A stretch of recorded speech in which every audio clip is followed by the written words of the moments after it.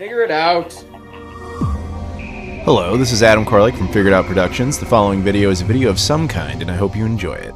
Hey guys, it's Adam here, and welcome back to the podcast. This is the FigureItOutcast for November 2024. I am your host, Adam Koralik, and I am joined by the indestructible Abdullah. Finally back, man. It's been like a minute since you've actually been able to be on here. Welcome. Yeah, it's well, it has been a while. Just got caught up with what you call life. Yeah, I think we can all relate to that one. But it's as nice always to have you back. Thank you. Thank you. Well, happy to have you back. And so we're going to talk some video game subjects, of course. Before we do that, though, if you guys could do me a favor, please like the video, comment down below, subscribe if you've never done that before. And a reminder that all the social media stuff is in the description. Twitter, Instagram, Facebook, Discord, Patreon, obviously, my Spreadshirt, travel channel. Appreciate the support. Patreon in particular, because this is a Patreon-backed podcast. Patreon backers get access to it almost immediately, and then they get early access to all the videos. There's also other perks. Like you can get shout-outs on this podcast. You can pick subjects, or you can be on it, such as Abdullah. And Abdullah, you got to pick the first subject. Do you want to introduce it? Yeah, sure. So my subject was how I think, or how do you think video game collecting would be in 20 years? How will it look like? Right, so basically, sure. I mean, do you want to give your take on that first, or do you want me to do mine? Yeah, so I'll just give my take on it, maybe because I'm gonna say what inspired me to ask this question. So I started collecting since high school, and it's been like, I don't know, like 10, 11, it's been 11 years. Yeah, it's been 11 years. And so I remember the scene and how it changed from back then to now, especially with prices and popularity. And in my opinion, it has somehow, I mean, I want to be as polite as I can here. It has become horrible compared to before, especially with prices and with the popularity and people trying to scam. It has become more of a business than something that you could enjoy. So how will it be in 20 years? But in fact, that physical media is going downhill anyway. It is. I don't think it's gonna be as good as it was before. It may plateau. Like, we're gonna get a plateau region. It's gonna be stuck like this for a while. But I do think that there is a chance, maybe a slight chance, that the popularity, that bubble will have completely burst, and so we're gonna go back to the way it was. But I highly doubt that that's the case. It's gonna be very specific, and prices are not gonna go down. It's kind of like what happened with the coin collecting or something like that. All right, I'll give my take on it. That's a valid, set of concerns. So I know you and I have talked about this in the past, and the way I kind of track the state of collecting and things like that is to follow age demographics. Like specifically different, like we are, how old are you? You're like in your mid 30s or early 30s? No, I'm late 20s. Okay, so you're technically a millennial, but like the baby version? So you're not Gen Z, right? Okay. So I too am a millennial. If I do have the correct timings in mind, yeah. But we can say that, yeah. Yeah, you're a millennial, just like me. I'm like a mid to somewhat senior millennial, and you are like a lower and younger millennial. But you're still a millennial. You're within that 20-year bracket. And so the thing with video games, a thing with video games and collecting and all these sort of things is that whole concept has only existed for technically 4 generations. Gen Alpha, which is the people being born right now, are too young to be involved, but they are technically part of it. There's Gen Z, which is the kids who grew up on the Xbox 360 and so on and so forth, the Wii. There's millennials like us, which grew up largely on the N64, the PS1, somewhat older millennials like myself who grew up on the Super Nintendo and the Genesis. And then there is Gen X, who was the first generation to ever grow up with video games. And they had the Atari 2600 and so on and so forth. Now, because the boomers are the ones like retiring and the ones getting out right now, they have no interest in any of this. So they had no relevance to the collecting market, except for like a few diehards that developed passion, oddly enough. But they're rare. That's actually, it's funny you mentioned coin collecting, because that was a thing more common in the 80s. No. With the demographics of what they call the greatest generation, which is the people, the very few that are still alive, that are like 100, maybe a few spillover from the boomers. But that's why coin collecting is largely dead, because it's not, the people who enjoyed it are mostly dead. So when you bring that into video game context, it'll die with Gen Z to some extent, but it's not there yet. It's not even close to there yet. Where I'm going with this is, you know how I know you and I have had discussions about the prices of retro games and so on and so forth, but the thing with it depends on the system you like. So like Atari stuff is suddenly very valuable again. And the reason for that is because Gen X, as I said, the first generation that grew up with that kind of thing, they have reached a point where their kids have all finally left. Their kids are Gen Z. They're the ones who, you know, just are in college or out of college, and they're in the workforce and they have their own early first apartments, that kind of thing. But Gen X is still working. You know, they're in their late 50s on average, mid 50s sometimes. They're the ones who are still at the height of their employment, because your average retirement age is about 65. So hypothetically, that means you're making the most money you've ever made at an era now where you have the least amount of bills, because usually at that age, your house is paid off, your kids are no longer there, you're not paying for them, you're just making your maximum amount of money before you retire. So on average, those people are the ones who are buying up all the Atari stuff, making its prices go up. Now, on the flip side of that, their kids, Gen Z, are all the ones panicking about the fact that they're starting their real world life now, where they're like, oh, we're out of college and I have to have a real job. You start kind of freaking out a bit. And so you want to buy back some of your childhood to calm you down. So that's why they're buying Xbox 360. They're buying Wii's, and even we saw with the GameCube as well. No. Not yet. We're a generation off. That happened. You're a generation off. That already happened. Where I was going with that is millennials, us, you and I, on average, we're the ones who we're not panicking about joining the workforce. We've already done it. We're there. We're years ahead of Gen Z. However, it's our generation on an average right now are the ones who are buying homes, the ones who are buying cars, well, more cars, the ones trying to have a family, trying to get married. So on average, right now, the millennials are the ones giving up their collections to pay for those purposes.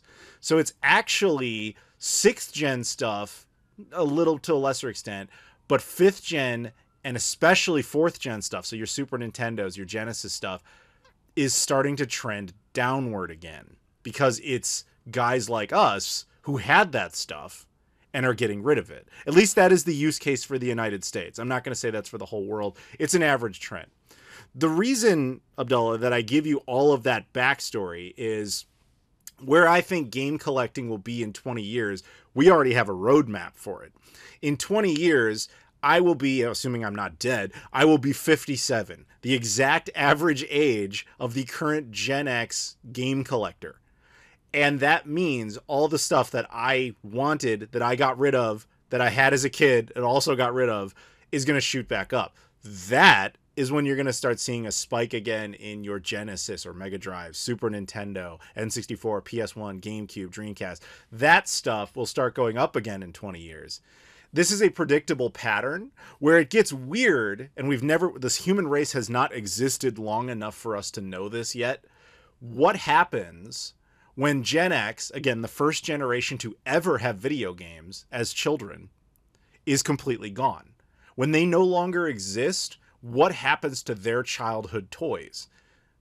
Is it all worthless junk to the millennials and younger? Does some of it end up in museums? What is that phase? So in 20 years, Abdullah, I believe video game collecting will still be quite strong simply because the millennials will be in charge of it. And to a lesser extent, Gen Z, I don't see any issue in 20 years. Now, if you're saying, do we cultivate a generation of Gen Alpha to care about the toys of Gen X? Like, would a kid who is currently 3 years old right now, could they end up caring about the Atari 2600 in 20 years because their, parents or grandparents had one? That's a tougher sell. That's a good question. Very tough, yeah. Very tough to... Yeah, that's a tough sell. So I'm not worried. I guess all I'm trying to say is I'm not worried about the concept of game collecting in 20 years. I'm worried about it in 40. You know what I mean? 40, that sounds... Yeah, that sounds... Yeah, that makes more sense. Anyway, yeah, so, I mean, do you have any response? I know that went off for a bit there, but do you have a response to any of that? Well, actually, that response was way more detailed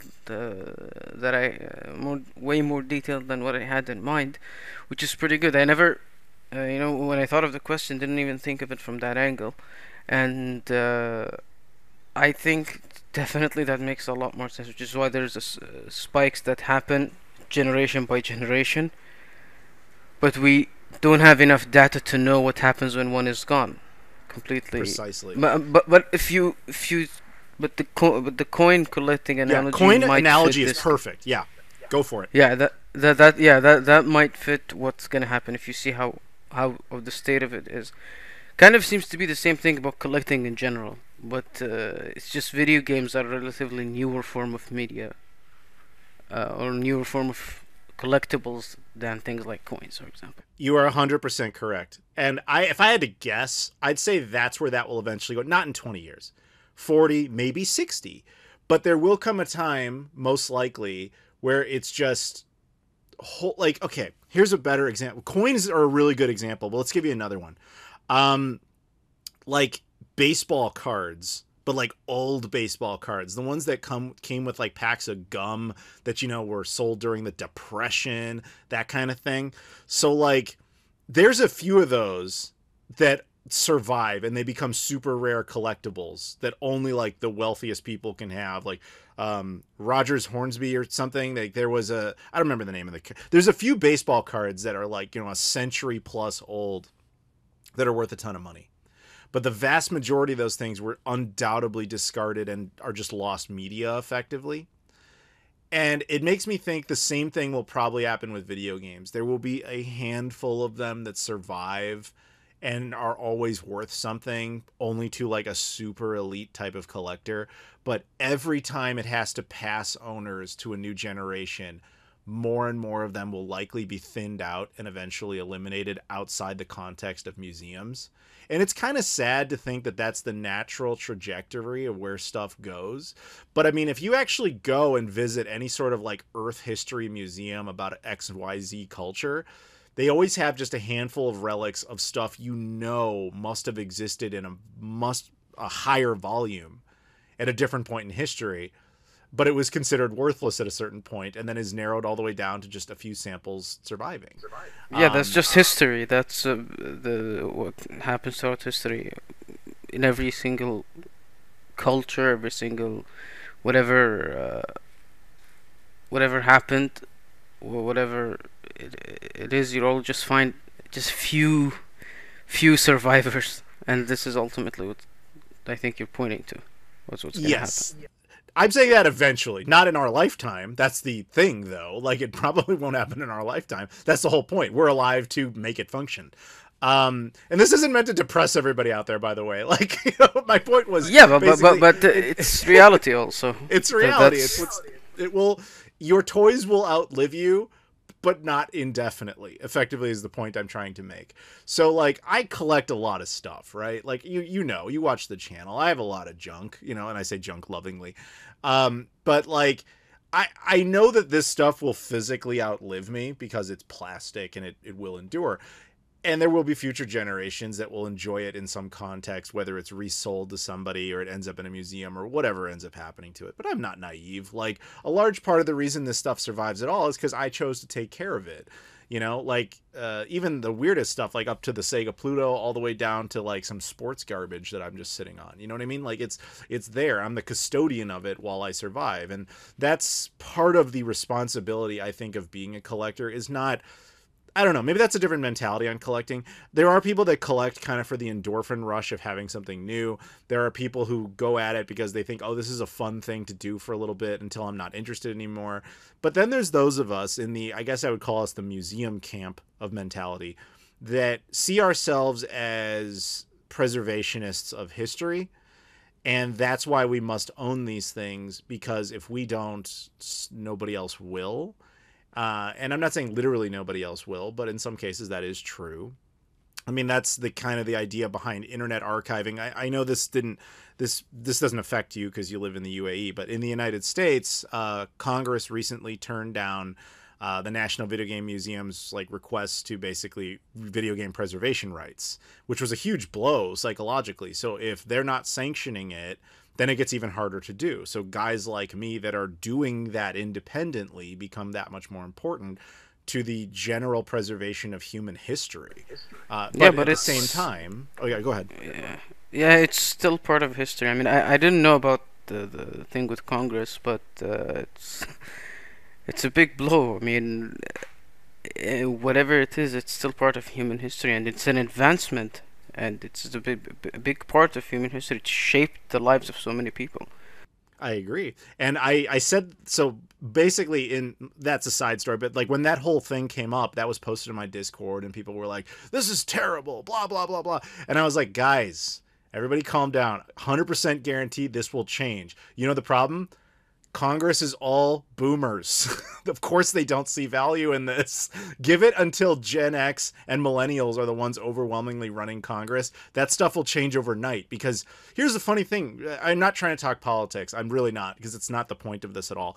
But Congress doesn't see value in video game preservation. They've made that very clear to us. Do you know why? They didn't grow up on it. It doesn't mean anything to them. To them, it's a fad. However, on the flip side, you know what they did grow up with? Movies. And every single year, the United States government adds 100 films to an archive meant for preservation of history. In the event there is a nuclear apocalypse, this is a real thing, Abdullah. I'm not kidding about this. There is a vault in the United States. Its location is relatively secret, buried between mountains, where they basically have an archive full of American cultural achievement in film. In the event there is a nuclear detonation, the world turns into fallout, those films survive because they're considered that important. But that decision was made by boomers because they grew up on film and they understand it. The point is, in the future, the same thing will apply to video games. That's all I was trying to say. So you carry the torch for your art, your entertainment, your history. That's the responsibility of every generation. And every generation also has to convince their elderly parents who don't understand their type of music why their music is special. We all go through this. And I know that's a long deviating path from the original question of where will game collecting be in 20 years. But in 20 years, my prediction is game collecting in of itself will be fine. It will still be there for the millennials. It'll still be there for the Gen Zs that actually care about that. And the handful of Gen Xers that are still in the game and alive at that point. But I also think that things like game preservation, which is a big part of why some of us collect at all, will likely have been turned around and restored. Anyway, that's my piece. Yep, I think we give this topic all details possible from every angle. All right, so you're satisfied? Oh, of course, yeah. All right, then we will move on. Thank you, Abdullah, for that subject. So the next one comes up from our buddy Sinjeet, who is a backer who gets to pick a subject. He did not have one this month, so I picked this on his behalf, and I thought you might enjoy this because I know, Abdullah, you like talking Nintendo. I was thinking about this relatively recently, and so you no doubt know the basic history that Sony has only ever really made two portables. They made the PSP and they made the Vita. Whereas Nintendo has always dominated. PSP Go in the middle, but I don't know if that's considered part of the That's PSP technically line. That's like saying the Xbox Series. That's like saying the Xbox Series S is its own console. It's not. It's just part of that line. It's just digital only. That's all the PSP Go was. It was digital only. Okay. if you want to get really weird about it, I guess you could include the Sony Ericsson phones that played some games, but whatever. For the purposes of our discussion, we're talking about Sony only really had the PSP and the Vita. Okay? Yeah, those two. And meanwhile, Nintendo, obviously, with the Virtual Boy aside, has always just crushed it in the handheld department, including the Switch. So the question technically it's part handheld. Yeah. So the question I was thinking about this the other day, and the question I want to put before you basically is, why did the Switch succeed where the Vita failed? And before you answer that outright, let me throw a couple of points at you. So when the Nintendo Switch launched, or was launching, and we understood some of the details, one of the key criticisms I would see online of the Switch was, this isn't new. Sony always did this with the PSP. You could play the PSP on a TV. This isn't new. Now, first, I want to say that is not true. The PSP launch models, and the majority of them actually didn't support TV out. That was a retroactively added feature with a proprietary cable. In other words, it was an afterthought. If you were interested enough in it, you could go buy an extra thing, and then you could connect it to your TV in a very clunky way, treating the PSP effectively as a controller that plugs directly into the back of your television. Whereas the Switch very much was like, no, we're going to educate the audience and say your every Switch sold, except for the Switch Lite, which is intentionally designed to only be a handheld, we're going to include a dock. And we're going to teach everybody, the whole point is you can go on your portable gaming experience and then immediately drop that into this little plastic dock with your TV on, and you continue with no issues. It's like literally a child could do it. They designed it so a child could do this. So that's an interesting point. On the other side, of course, the Switch used carts. One of the big issues the PSP had was that loading times from UMDs. I'm sure you knew that already too. So they fixed that with the Vita. It has, of course, the Vita had the little carts, and they were successful. Now, correct me if I'm wrong, the Vita does not have video out, does it? I don't think so. I mean, I remember owning one, and then just playing once or twice, and then never touching it again. Right. Okay. So to that end, yeah, I'm with you. To that end, Sony made, I think that was one of the things, because it has the touchscreen, and they didn't really know how to replicate that on a television. At least that's my understanding. So they created the PS TV. Do you remember that?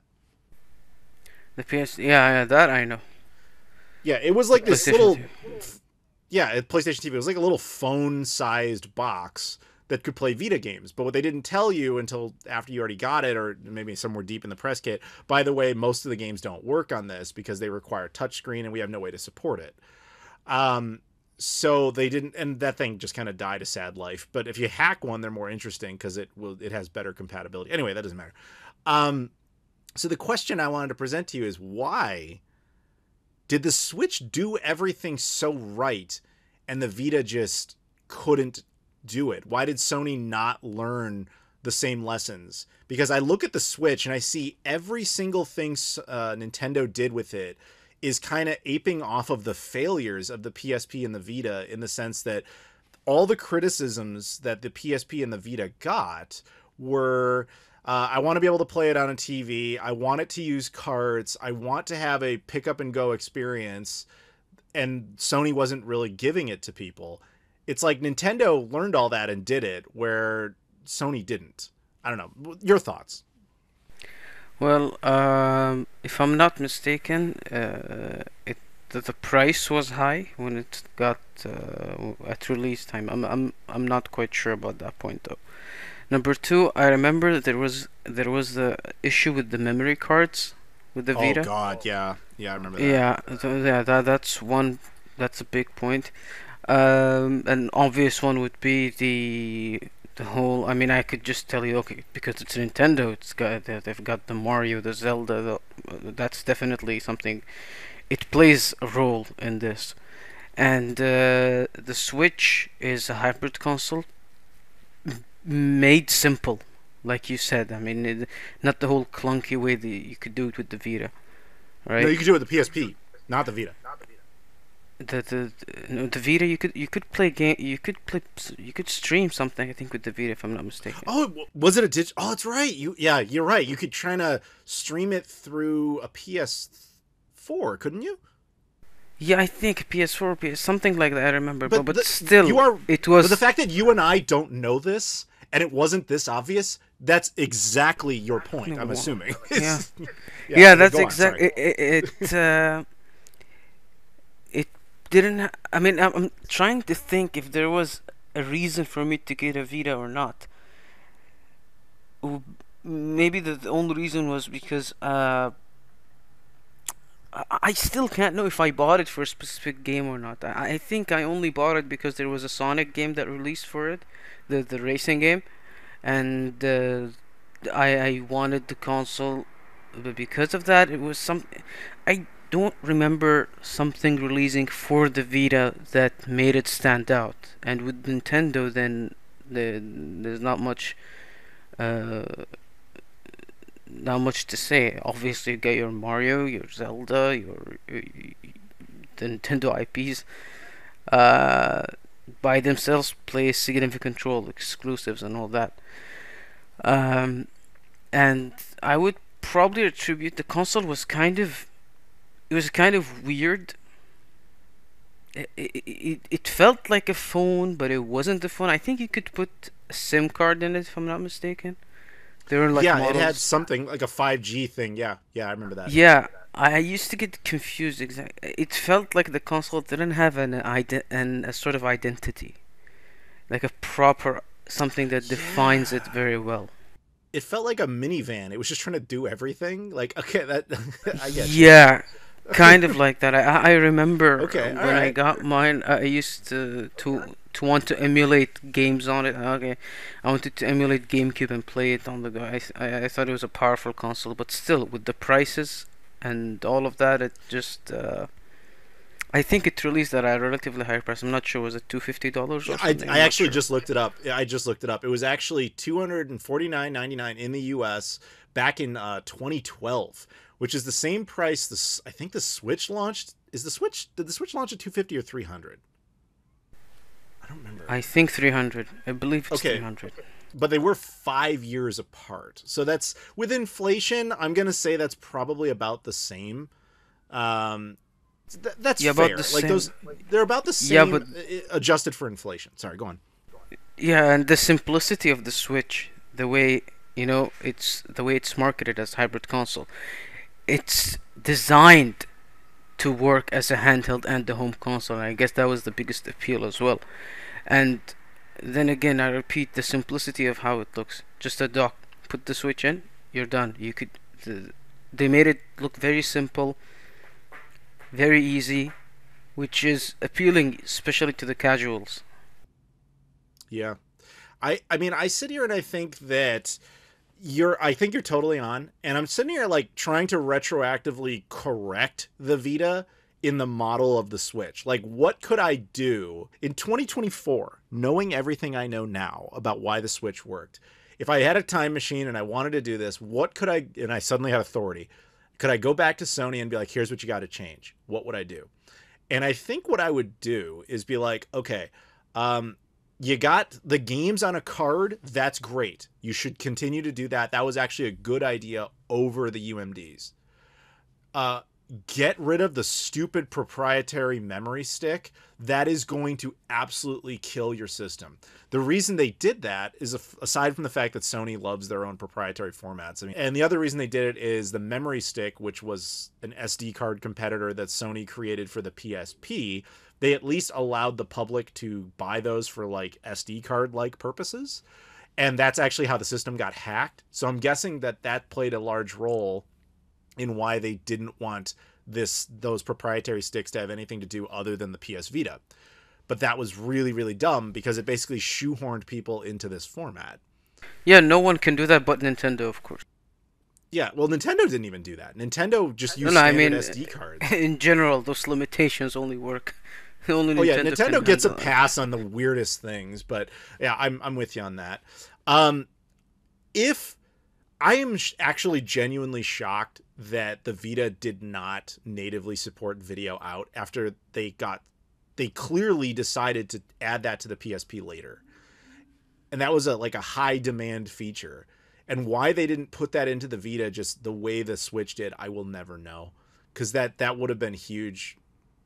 Yeah, there is also something else. I used to always say that it felt like it's a phone, and it's not a phone. This is like getting close to being between a phone and like your general tablet, but yeah, but there's also one thing though. It was purely portable, and during that time, mobile games were starting to get a lot more popular. That could have been a factor as well. I think you're right. I think the iPad came out a little bit before that as well. Yeah, so around that time. I think you're onto something there. I don't remember when Sony shut down the Ericsson. Again, that was their phone line. So it might have been relevant to that too, because you are right. I remember them putting SIM cards in those things. I think that they just had a few bad ideas that they thought were good ideas. Whereas if they got rid of some of those, what we now think of more as the gimmickier side of things, that they probably would have done better. But there is one thing that would have always screwed them, and I think that they never figured this out, which was handhelds do their best when it is a very simplistic pick up and go type of experience. Nintendo mastered that. They were very good at being able to be like, here's a game you can pick up and play for 5 minutes. You can put it back down and it'll just either save your place immediately, or it's a game you only need to play for 5-minute bursts, etc. The Vita had some really cool games on it, but they were like basically console games where you were expected to put a lot of time into them, and you couldn't play them on a television, nor could you immediately continue your progress and that type of thing. And I think that experience is like, if I'm going to commit to that type of game, I would rather do it on a TV. So one of the things the Switch did really, really well is it offered you both. It basically said like, yeah, you can play any of our games portably or on a television with incredible ease. So if you're sitting there playing Breath of the Wild, like, it has a mode essentially where it knows you're playing it portably.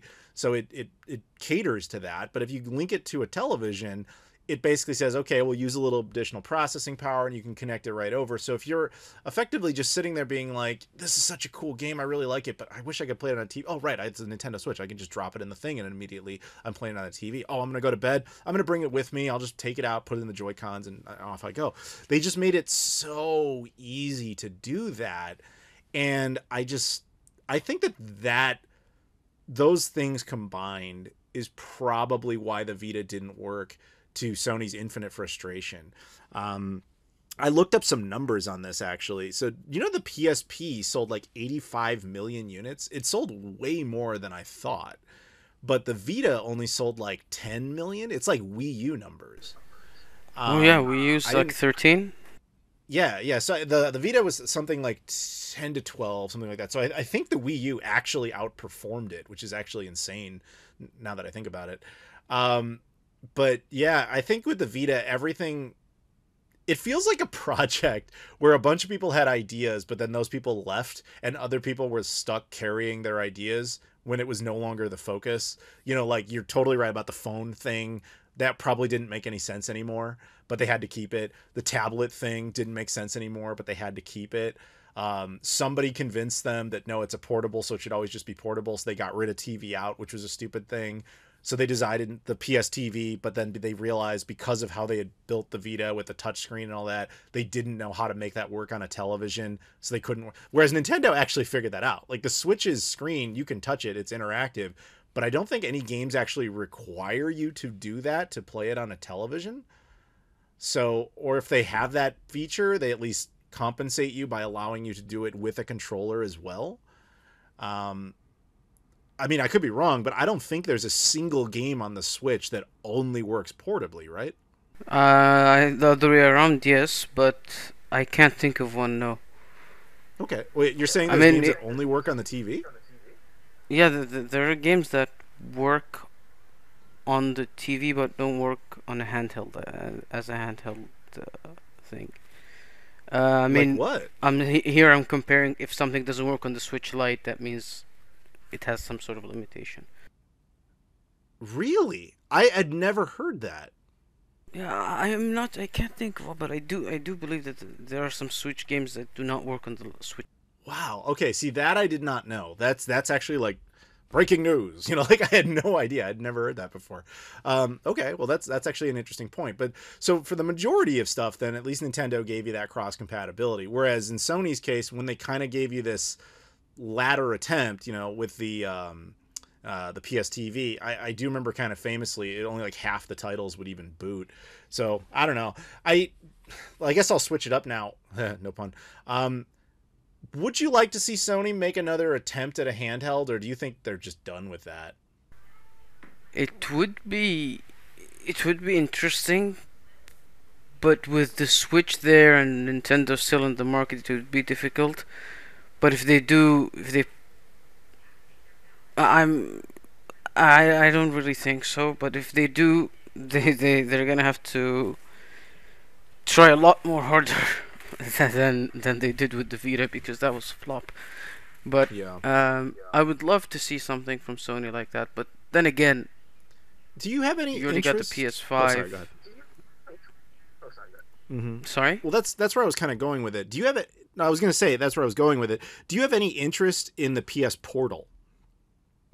The PS Portal? Nope. No, you don't know what it is, do you? It's that No. controller they made with a screen in it. Oh yeah, okay, yeah. No, not Right, kind interested of at all. everybody forgot about that thing. Yeah, So, like, it know, just- but I'm not it- into Sony as much as I used to.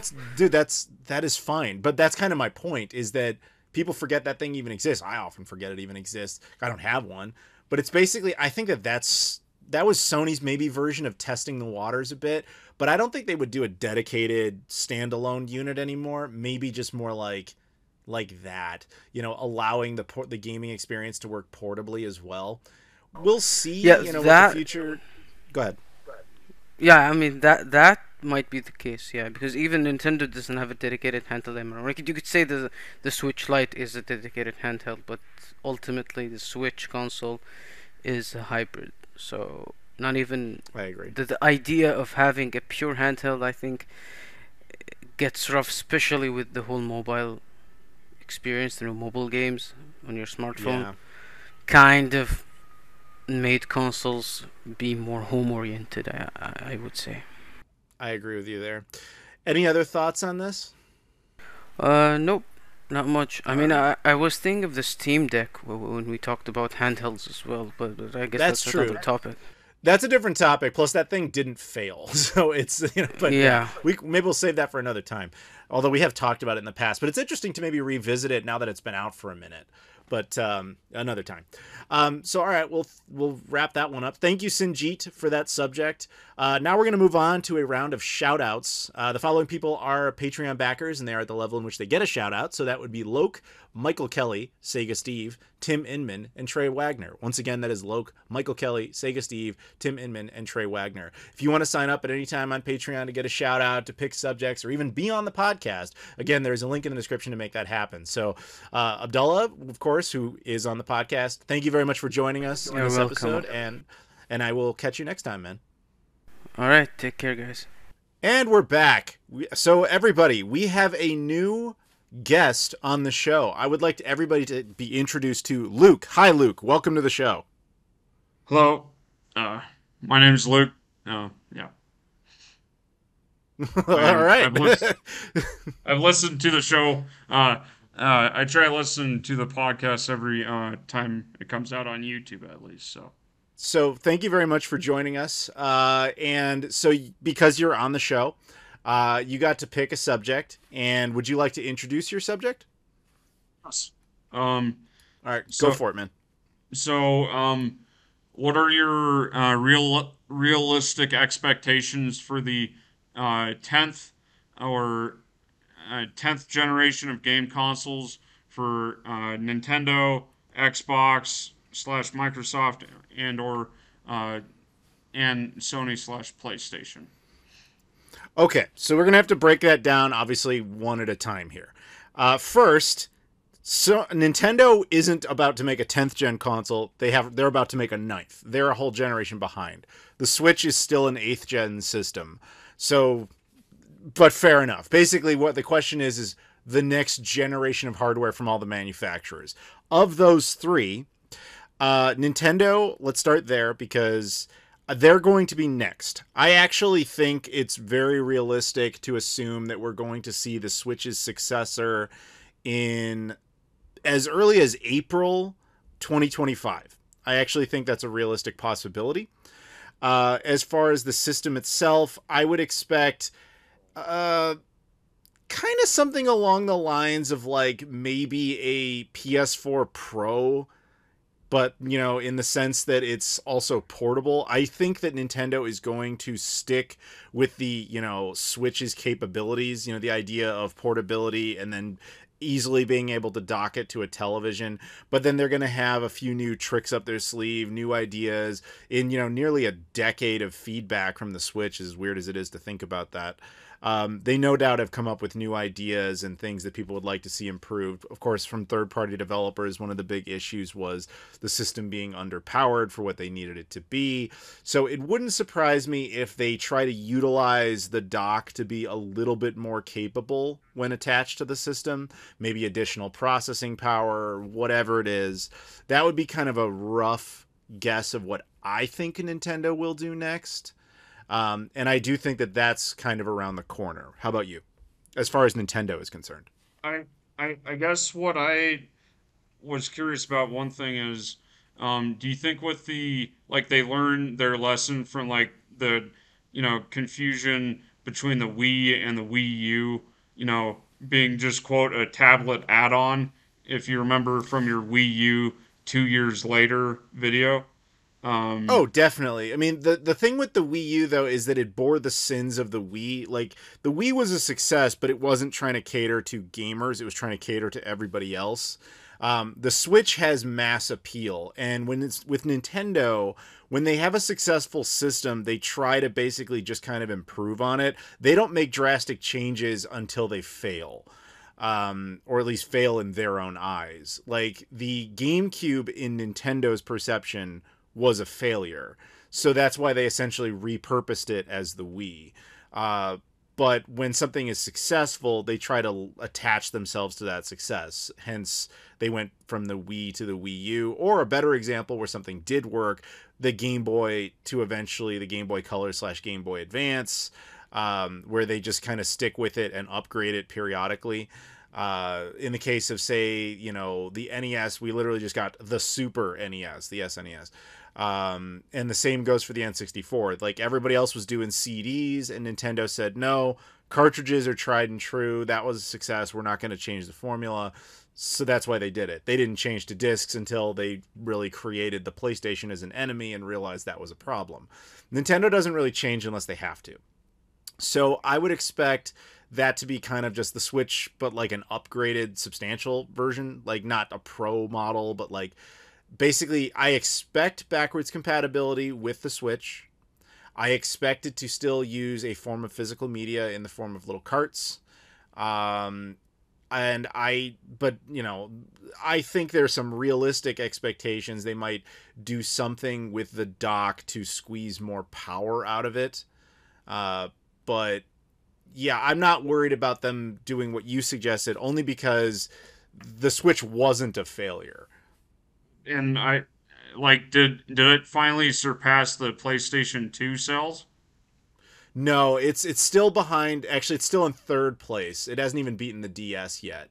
It probably will, would be my guess. As far as the DS, I'm not sure it'll surpass the PS2, because as we were getting closer to that, Sony basically came out and said, oh, no, the PS2 didn't sell 155 million. It actually sold like 160 million. So they kind of moved the goalpost, as it were. So, who knows? But the last time I checked, Switch sales were still at like 132 million or something like that. So it still has a ways to go, assuming it catches it. However, I don't think that actually matters that much to Nintendo. Like, they're not going to hold on to the system just to try and beat a record. But that's just my opinion. I mean, you would know this better than I would. Is this their longest running console generation? Because now we're going into year 8, right? Because it was 2017. That depends on how you define it. Like, are you saying where that's their main thing that they're focusing on, or an actual console generation, or just like the technicality of the beginning and end of a support of a system? What exactly do you mean by that? Mm, I mean, to me, their longest, like the only other long quote longest generation would have been like the Wii, right? Like, because there was the 2008 2009 economic crash. So same thing with the PS3 and 360, where like those had to. I think I remember you saying like they had to hold on for a longer period of time. You get what Yes, I'm but saying? that's a slightly, yeah, I do, but that's a slightly different scenario. So basically, with the Wii, it effectively was only a 6 year lifespan because it launched in 2006 and it was replaced by the Wii U in 2012. So that's only about 6 years. The NES, on the other hand, it launched as the Famicom in 1983 and was replaced by the SNES or Super Famicom in Japan in 1990. So that's actually 7 years. So the NES lasted longer than the Wii. But when we talk about overall generations, that's a different question. Like, because your overall generation typically lasts about 4 years, or at least it historically did until the '08 crash. Those are basically individual systems can last longer than entire generations, if you get my drift. Um, but like, okay, so I guess you asked my opinion on like what they're gonna do for the next system. Is Yes, of course.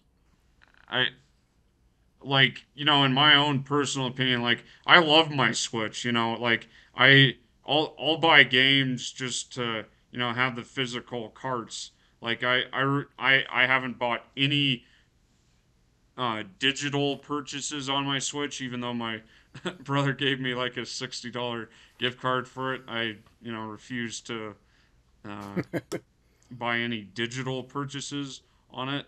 Um, I actually haven't used the removable storage feature on my original Switch, if I'm being honest.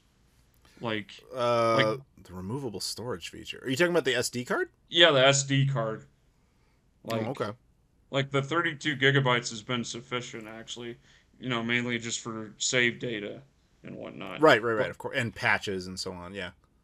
like I don't think they're gonna go back to like they would ever do CDs or Blu-rays again or whatever. Didn't you say like the Wii U used like some kind of It was like a mutant version of Blu-ray. Yeah. right? Um, like okay, for instance, I find it kind of fascinating that they recently announced Xenoblade Chronicles X because I actually still have my Wii U and that game. I mean, I remember loading it up and like it just took forever to load. So, like um I really think they're just trying to really fine tune and improve the load times and the graphics capabilities of the Switch 2 or whatever you want to call it.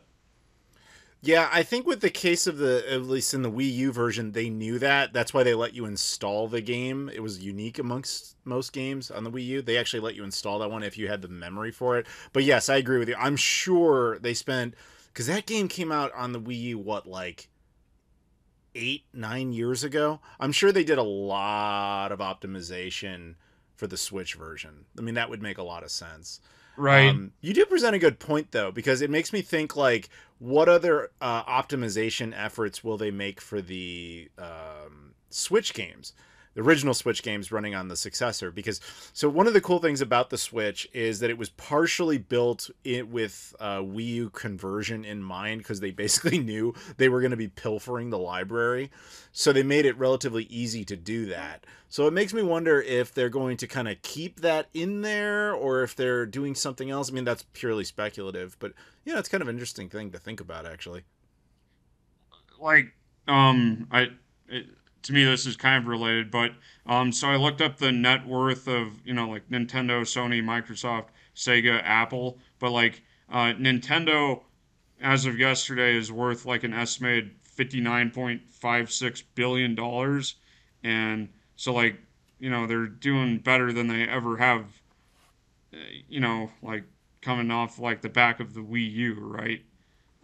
Hmm. Because they kind of lost their tail on it. Um, Oh yeah, I mean that happens when you make with the Wii U, which flopped, and then they end up with a system that made what again we just talked about. It's like 132 million in sales. The Switch is an undoubted success, and it definitely made Nintendo a ton of cash. So, I mean, Do you have any projections on how you see that playing into their successor, though? I I think they'll still have to keep the uh, like the hybrid. You know, you can take it on the go, but you can also play it on your TV angle just to be unique. Yeah, To like kind of do the whole blue ocean thing, because a lot of I feel like a lot of companies have tried to imitate that and like they just haven't been able to make it work. So I think that like if it ain't broke, why fix it right. I'm with you on that. mentality. So basically, so if we truncate it, we both seem to agree that it's very likely the next iteration of their hardware will be very similar to the Switch, but basically more capable. Is that Yes, about right? yes. Okay. All right, then we're on the same page. So let's move on to, I guess, do you want to talk Xbox or PlayStation? I think Xbox will be pretty quick. Okay, So go ahead. um, I haven't they confirmed they're at least making one more uh, physical piece of hardware? Yes, that is a technical truth, and that leads. I'll lead into my point, but I want to hear what you have to say on it first. Um, I mean I really sorry this is kind of influenced by me watching a lot of your videos, but I kind of agree that like they're just gonna like hey here's the we have the Xbox Live app and we have all these games on it, so you should subscribe to our service and play those games through it, and you don't even have to buy the console because it can just be played on your smart TV or whatever. I Yeah, that's already a thing. I mean, there's already apps on TVs for that purpose, and I mean, I'll probably end up doing a video on it because we're like only what a few days away, actually, at the time of this recording, from the fourth birthday of the Xbox Series X. So, so your take on it is they won't do another console, or do you think they will? I I think they will. I just think they don't really care about it. It's just like so they can say, "Yeah, we did it." It. Okay, you are right. I basically this will be short because I do basically agree with you.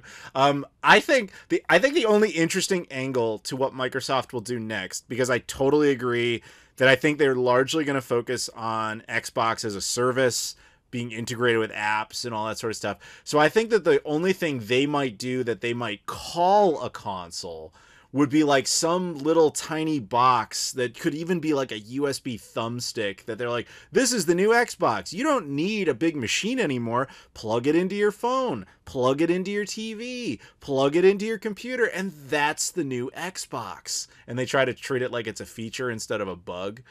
Um, that would technically satisfy them releasing a new quote unquote console because you technically released an Xbox piece of hardware. But obviously that wouldn't appease someone like me. I don't know if that you'd be interested. I'm guessing you wouldn't based on what you've said, but I agree with you. That's probably the extent of what we're going to get out of them. And even if we get a more robust, like dedicated console of some kind, I can guarantee it's not going to use physical media. What do Right. you think?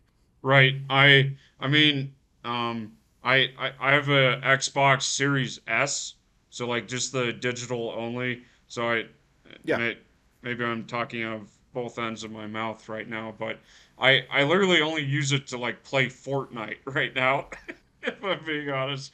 Mm-hmm. So, um, and I only bought it because I thought it was cheaper, and it literally it was either that or a PS5, and I saw the Series S in a Walmart, so I'm like, I'm gonna buy that because I'm probably not gonna see a PS5 anytime soon. So like that's literally the only reason I have the Series S. So you got it during the shortage when the Series S was like the only thing anybody could find. Yes, yeah. Okay, that tracks. But So can yeah, I go. go off on a small side Yeah, tangent yeah, of course, with of the course, of Series course. S? Maybe other people have run into this, Adam, but I found out that the Series S only comes with 300 built-in gigabytes of memory. Um, and there's a expansion port on the back where you can literally plug in another terabyte or 2 terabyte um, thing, but the only one that you're allowed to use is the Xbox, brand, you know, one that you can buy off Amazon or I assume the Microsoft store or whatever. And it actually wound up being more expensive because I just bought the 1 terabyte expansion one. So it wound up being more expensive than like if I had just sucked it up and bought like the 1 terabyte Series X. Yep, that's kind of how they get you is on the extra things, and then of course the Series X is a more capable machine than the Series S, and you get the physical media. Yeah, the Series S is useful, or was kind of useful as a nice little emulation box until they kind of took those features out. But that's a different discussion entirely. So Right. basically, to go back around to the subject, we both think that the whatever Microsoft puts out next will be very disappointing to a lot of people. Is that what we're saying? Yeah. I All very much right. agree with that. I All right, then what do you think on Sony? What are they doing? um and this would be the PS6, right? Yes, although we should also mention what year we think all of this will happen. I would guess 2026 at the earliest, more likely 2027. Anyway, go on. Yes, Sony. For Xbox? For both. Actually, you present a good point because if they only do like a little USB thumb drive type of thing, as I'm speculating, of course, that could come out in 2025, or 2026. It really wouldn't matter. Right? Because It's an interesting thing to think about. for at least like the Nintendo, I guess I'm just gonna call it the Switch 2, for lack of a better name, is Sure, sure. I I don't see how they could like. I mean, I'm kind of surprised they didn't announce the Switch 2 like this week or next week or because like I think this is a direct quote from one of your videos, but it's like people are more willing to open up their wallets this time of year because it's Christmas, right? Oh no, dude! That's exactly why they wouldn't announce it right now because they want people to buy Switches this holiday season. They'll launch the new system in April. If they announce the new system now, then people are not going to buy a Switch this Christmas. They'll just wait for April. So there's no way they would announce it now. The only time they announce stuff early is if their system was a failure. Like when the Wii U was a flop, 2 years in is when they're like, "Oh, we're working on a new thing. It's called Project NX," which eventually became the Switch.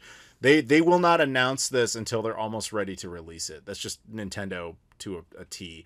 In fact, I wouldn't be shocked if we don't really hear anything about it until I'll say February 2025, and then I will say we'll see some sort of press event in March, and then we'll actually get a release in April. If I had to be very bold, that's what I would say they're going to do.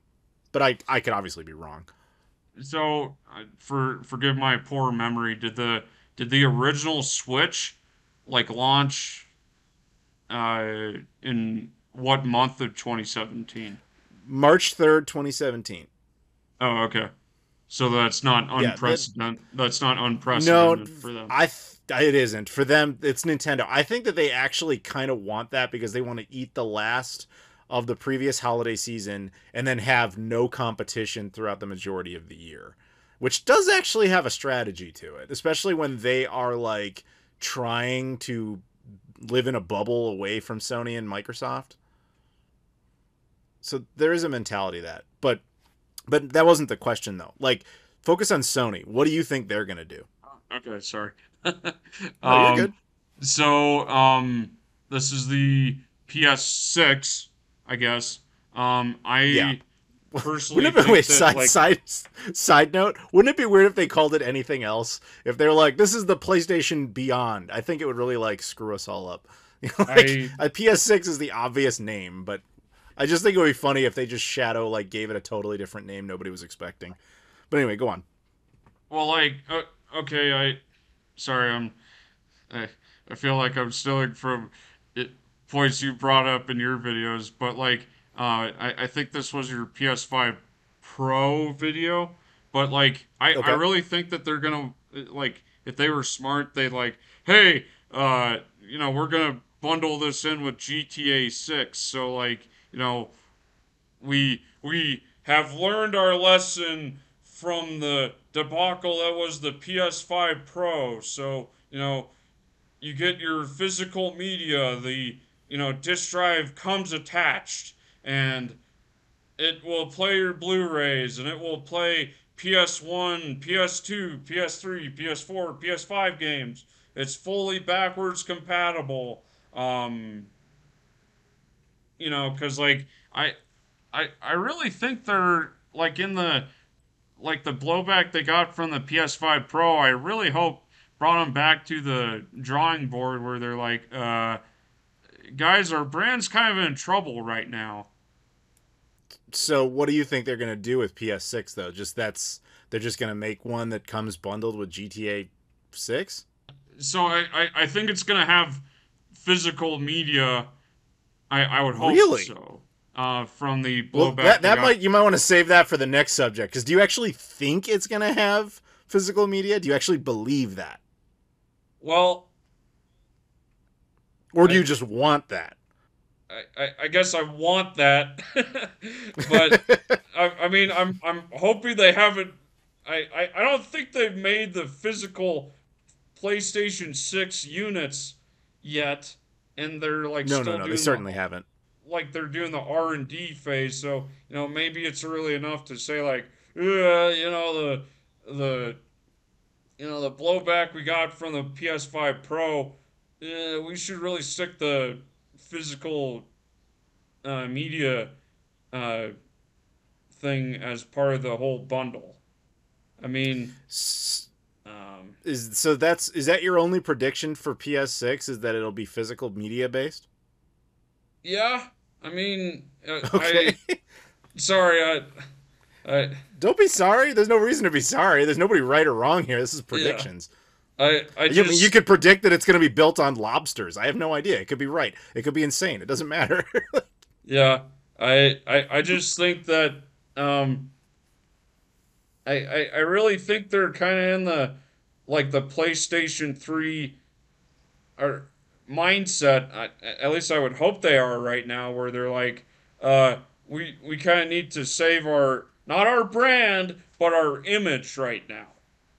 You know. Sure. I would hope that you are right. However, unfortunately, I have to poke a hole in that, which is at the time we're recording this, the PS5 Pro hasn't actually come out yet. It comes out in, I think, 2 days from now. So, point is, we don't know how well it actually sold. Internet outrage is one thing, people voting with their wallets is another. So, we'll have to see how it actually performs. If I can give my cynical perspective on this, well, of course, I agree with you that I want it to have physical media. I don't think Sony's going to do it. I think that the PS5 Pro alone should tell you where their heart was. And then you can look at other little side pieces of evidence. Like, their own systems do not support some of these formats that they themselves created. Like, did you know Sony largely created the music CD, and yet their consoles don't support it, while the Xbox, funny enough, does? Like, not that it matters anymore, but PS4 couldn't support 4K Blu-rays, where the Xbox One S, going back over a decade, could.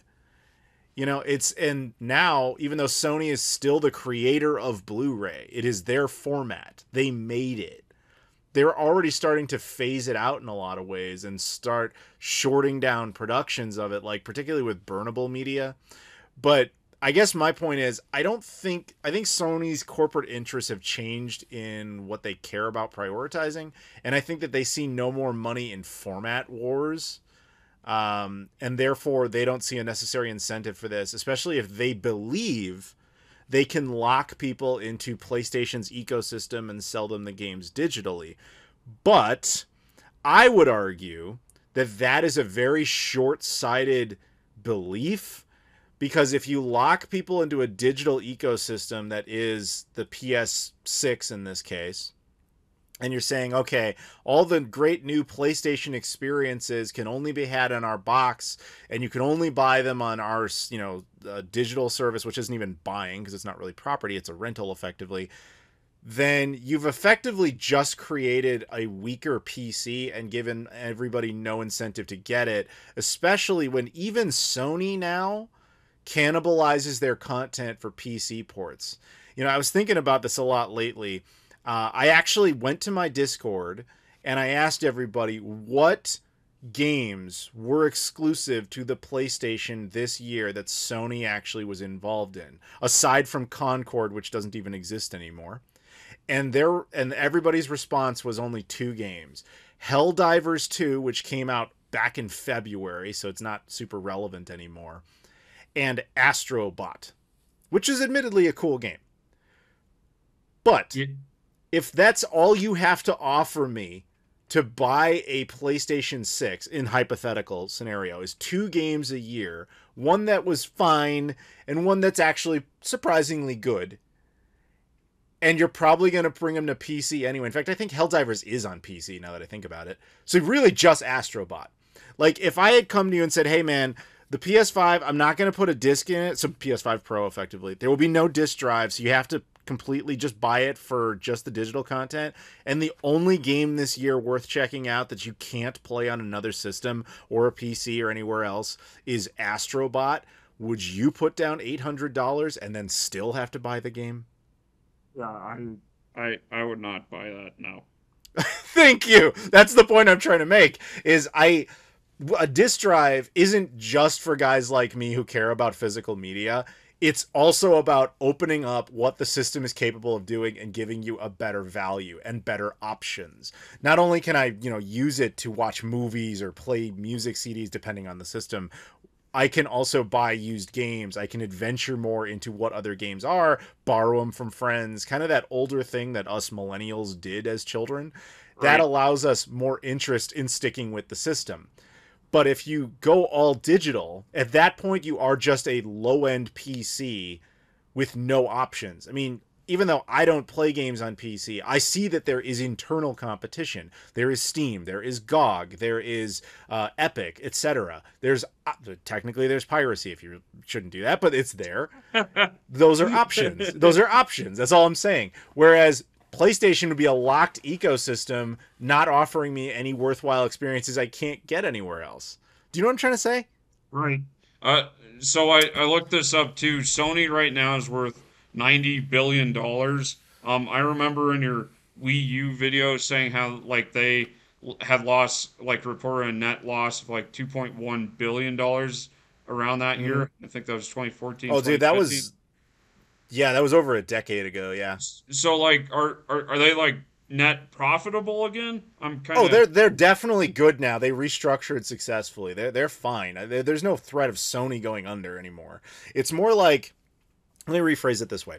Sony's fine, but the PlayStation is a very integral part of their business model. It must work for their overall portfolio. Xbox does not have this problem.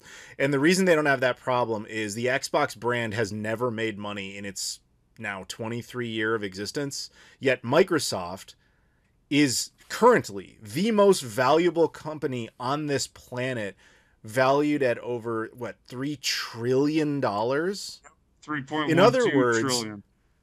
Yeah, it's insane how much they're worth.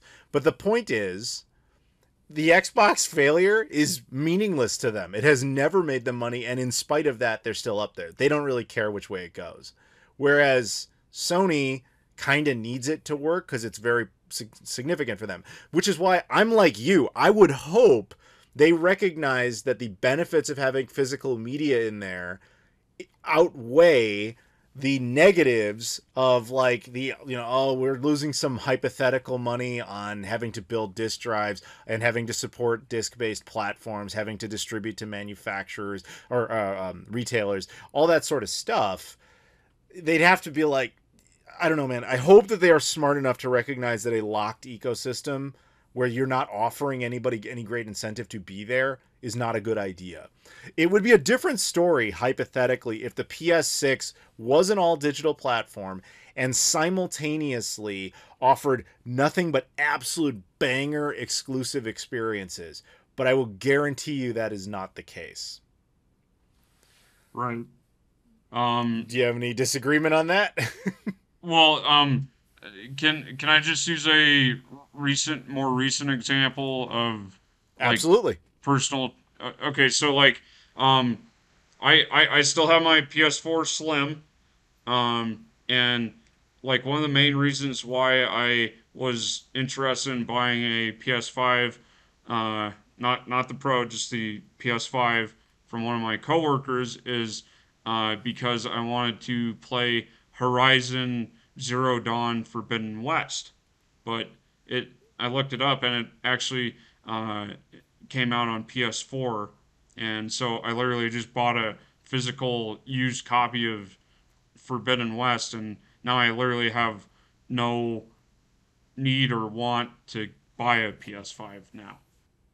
Well, there you go. So like that's I mean, you wouldn't be alone in saying that this generation, particularly Xbox and PlayStation, has been a very disappointing affair as far as game content. But I think we've spent enough time doing this part of the question. These were our realistic expectations for next generation. So, Luke, thank you for that subject. We're going to move on to the next and final subject, which is going to sound oddly familiar. This is from Patreon backer Spencer Peryear. He never got back to me, so I decided to pick a subject on his behalf, and I thought it would be fun for Luke and I to more or less stick to this subject because I know the concept of next-generation hardware is always interesting to people. Rather than have realistic expectations, we're going to go with crazy expectations. What is what you would want if you suddenly had all the power to make it happen? It's a fantasy, in the next generation of each system. So we'll start with Nintendo again. All right, Luke, you have absolute authority at Nintendo. Forget anything you think you know. What do you want the next Nintendo hardware to be? I actually thought up a couple names, so this is you got names. You got names. I'm impressed. Well, okay, they're kind of lame, but okay. So don't undersell it. Just go. You're good. Nintendo VR, aka the Virtual Boy Switch VR. Okay.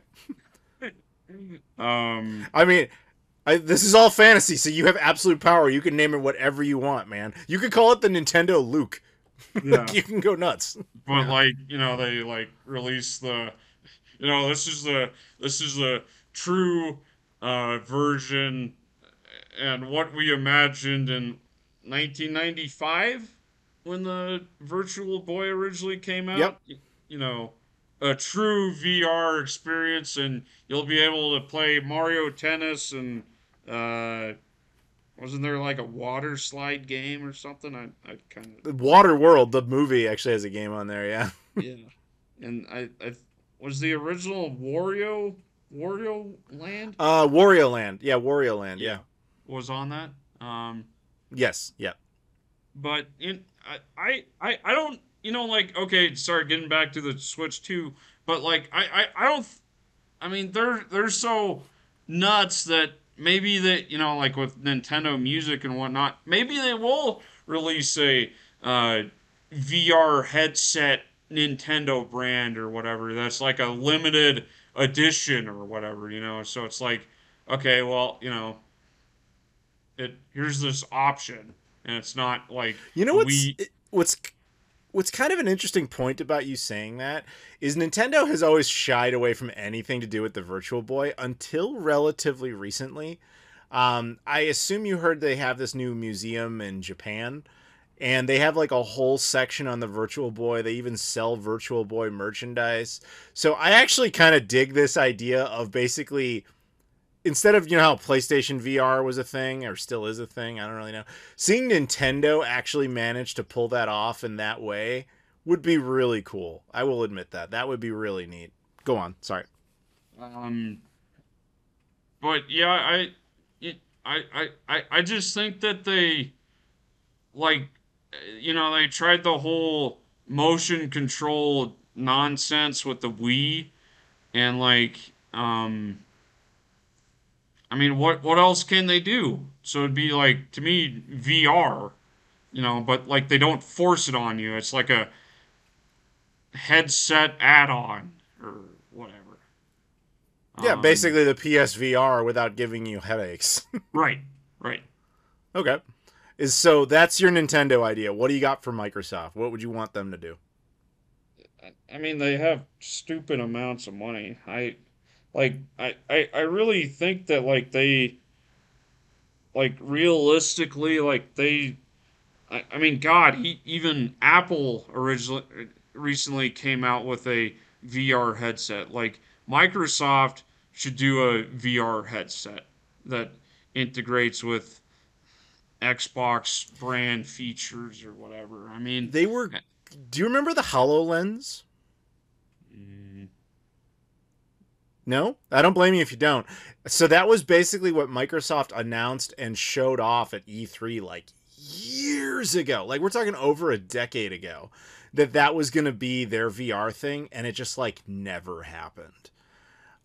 So I'm guessing that it got repurposed into something else. But yeah, I agree with you. That would have been cool to do back then when they actually was relevant. I Sorry, go mean, on.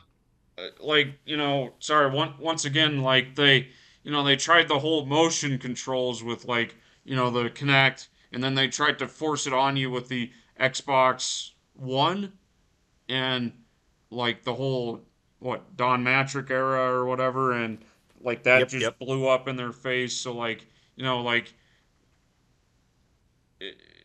at least in my life, you always learn the best lessons the hard way, the ones that Okay. stick. So like, what else can they do? Like a VR headset, right? Or like, I mean, I think that after the failure of the HoloLens, they probably wouldn't even attempt it, but it would be nice to think about. But so, like, that's what you would want to do. You suddenly have full control of Microsoft, and that's what you want Xbox to do is make VR stuff as well. yeah. I mean, You I know like that the VR, don't you? well, it's just like I'm looking at it from like it has to be. I know you said unrealistic, but No, it doesn't have to be unrealistic. I'm just saying you have total power. What would you do? And the fact that you're both on VR, that says something about it, which is cool. yeah. I mean, I just really think that, like they have, like, okay, I have a, what's it called? The Google Chrome VR headset or whatever. It's like that, um, it's like tan or gray or whatever. I mean, That I it's don't just, know, but yeah. it's just awkward to use. Like, I feel like I feel like an idiot using it if I'm being honest. Like the few times I've used the like a VR headset, like I'm I I'm not the biggest fan of this movie, but like Ready Player One, I think like if anybody has the resources to make Ready Player One headsets a reality, it'd be Microsoft or like Apple. Oh, the Oasis. Okay. Yeah, yeah. All right. Okay, and then what about Sony? I just called it the PS Vita too. Uh, Oh, so the one company that did do VR, you're like, nah, fuck that. I want them to do another handheld. Because they have PSVR, so like they're not forcing it on you, but if you want it, it's there, and I appreciate that. Just like they did with the motion controls. I don't even know what the stupid motion controls they um you know came out with. It looked like a Wii remote with the like this stretchy. squishy ball on the top of it, if you remember those. Oh yeah, yeah, I remember the Move controller. Yeah. Um, Yeah, PS Move, I think is what it was. yeah. Um, I I just really,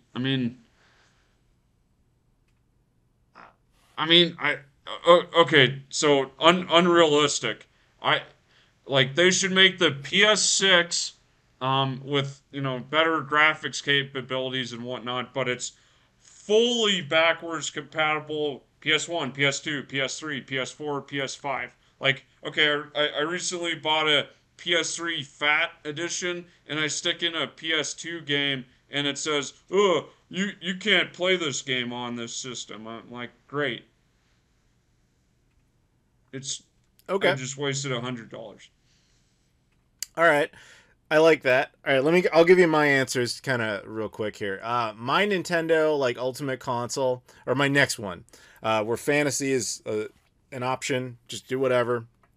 I want to see them do kind of a super beefy Nintendo Switch that's a successor, a portable hybrid. I'm all on board, but rather than it being limited to like a PS4 Pro in your pocket, I want it to be like straight up just as capable as like whatever the PS6 would be.